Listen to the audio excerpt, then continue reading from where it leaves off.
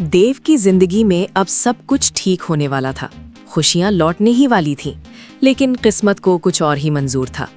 देव अपने दिल में एक ही फैसला लेकर चल रहा था कि अब वो बसु के बिना नहीं जी सकता।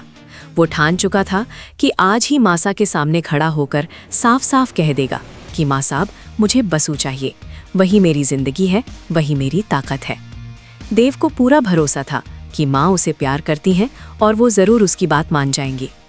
लेकिन जैसे ही देव ये सोचकर आगे बढ़ता है, तभी कहानी में होती है गुरुजी के शिष्य की एंट्री, और यहीं से पूरा खेल पलट जाता है। शिष्य आते ही एक ऐसा संदेश देता है कि पूरे चौहान हाउस में डर का साया फैल जाता है। गुरुजी की भविष्यवाणी होती है कि देव पर घोर संकट आने वाला है, उसकी सुरक्षा शक्ति कमजोर हो रही है और अगर समय रहते कुछ नहीं किया गया तो बड़ा अनर्थ हो सकता है। ये सुनते ही मासा के चेहरे का रंग उड़ जाता है। अब वो डर जाती हैं, घबरा जाती हैं और सोचती हैं कि अभी देव के किसी भी फैसले को मानना खतरे से खाली नहीं है।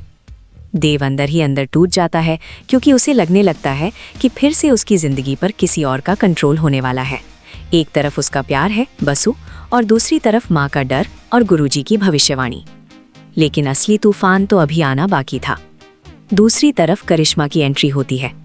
फोन पर जहर बनकर बोलती हुई करिश्मा धमकी देती है, 10 मिनट है तुम्हारे पास, अगर पेपर्स पर साइन नहीं हुए तो इस बार खेल खत्म, इस बार कोई नहीं बचेगा।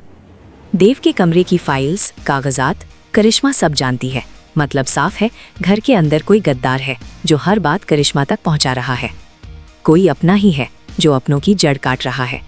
अब कहानी 3 तरफ से टूट रही है।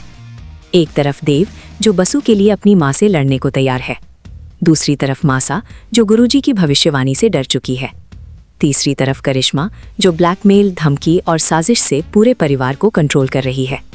बसु दूसरी तरफ मंदिर में दुआ मांग रही है, भगवान बस सब ठीक हो जाए, कोई हमारी खुशियों को बर्बाद ना कर पाए।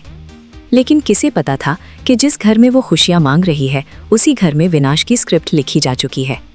देव को अब फैसला करना है, या तो माँ का डर माने, या दिल की आवाज़ सुने, या फिर करिश्मा के सामने झुक जाए। और सबसे बड़ा सवाल यही है, घर का वो गद्दार कौन है? करिश्मा का असली प्लान क्या है? क्या देव सच में पेपर्स पर साइन करेगा? क्या बसु और देव अलग हो जाएंगे? या फिर चौहान हाउस में आने वाला है सबसे बड़ा विस्फोटक ट्विस्ट? क्योंकि अब ये सिर्फ प्यार की कहानी नहीं है, ये बन चुकी है साजिश, धोखे, ब्लैकमेल और सत्ता की जंग।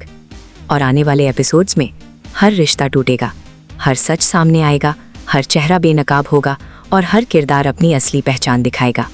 असली ड्रामा अब शुरू हुआ है, असली खेल अब चालू हुआ है और असली ट्विस्ट अभी बाकी है।